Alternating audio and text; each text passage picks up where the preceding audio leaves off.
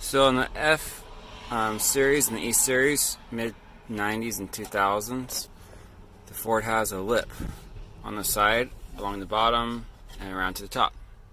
And there's two screws, holes. You can see up there I didn't do the prettiest job. So I had to remove the two screws and cut the lip with a bone saw, top and bottom. And I don't have the brackets to mount the hardware that came with the radio.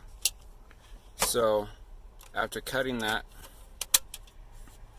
there's two ways to mount these that I know of. You slide it in. Before you slide in, you put a little bead of silicone on the radio. And that way it doesn't wiggle loose. It's already a pretty tight fit, but don't want to have to fall out when you're driving. And then it should stay, or if you don't like having the trim piece being extra large, you can pull that off, and before the silicone dries, you can just mount it kind of like that. Then it's recessed in there, or have it pulled out a little farther, depending on your preference. But that's how I've been doing it on the E and F series trucks.